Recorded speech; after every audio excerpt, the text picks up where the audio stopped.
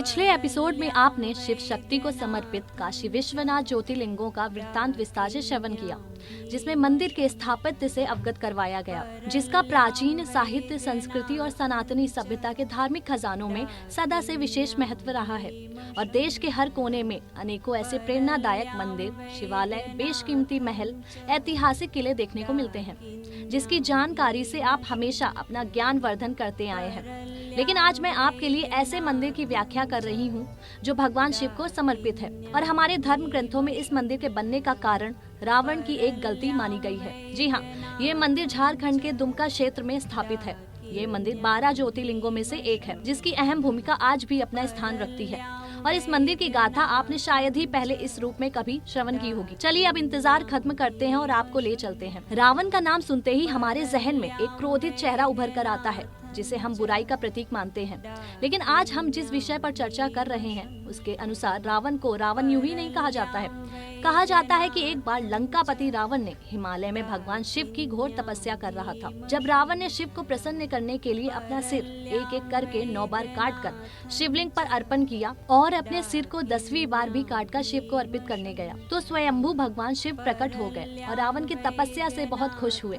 शिव ने रावण के 10 सिरों को पहले जैसा कर दिया और उसे वरदान मांगने के लिए कहा। लेकिन जब रावण ने भोलेनाथ से लंका में चलकर वहां स्थापित होने को कहा, तो भोलेनाथ रावण के साथ चलने के लिए तैयार हो गए और वे शिवलिंग के रूप में प्रकट हुए। और भगवान जी ने रावण के सामने शर्त रखी कि यदि रावण उन्हें जहाँ पर भी रास्ते में जाते समय भूमि पर रख देगा, वे उस स्थान से आगे ही नहीं जाएंगे। रावण ने शर्त स्वीकार करते हुए शिवलिंग को अपने कंधे पर उठाया और आगे बढ़ गया। रावण शिवलिंग को कंधे पर उठाए निरंतर लंका की ओर बढ़ रहा था, लेकिन अचानक उसे लघु शंका की अनुभूति हुई और उसने अपने मार्ग पर जा रहे अहिर को शिवलिंग थमा दिया और खुद लघु शंका के लिए चला गया। जबकि रावण ने अहिर को आदेश दिया था कि शिवलिंग को भूमि पर न रखे, लेकिन देवाधिदेव महादेव ने ऐसी लीला रची कि शिवलिंग का वजन धीरे धीरे बढ़ने लगा। अहिर से वजन सहन नहीं हुआ तो उसने शिवलिंग को जमीन पर रख दिया और रावण से मारे जाने के डर से वह स्थान छोड़कर भाग गया। जब रावण आया तो शिवलिंग को जमीन पर पाकर स्तब्ध रह गया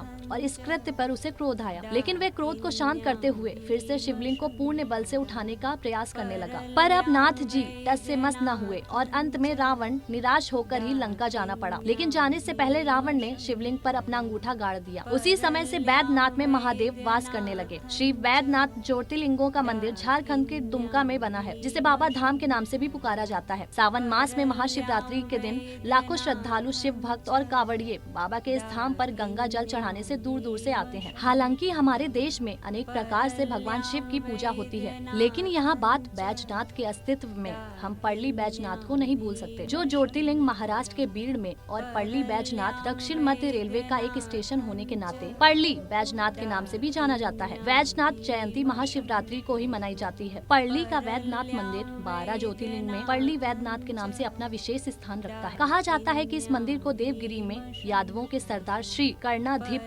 हेमाद्री ने बनवाया था। फिर रानी अहिल्याबाई होलकर ने मंदिर का जीर्णोद्धार करवाया, जिसकी लंबी सीढ़ियां और भव्य द्वार ऐसे स्थान हैं जो मंदिर परिसर में सबके ध्यान को आकर्षित करते हैं। मंदिर के सभा भवन से ज्योतिर्लिंग को देखा जा सकता है और कहीं नहीं पर्ली बैद्यनाथ में भगवान को छूकर दर्शन कर सकते हैं। सनातनी हिंदू धार्मिकता के अनुसार जो ज्योतिर्लिंग के दर्शन करता है उसे पापों से मुक्ति मिलती है और शिव की कृपा सदा उस पर बनी रहती है।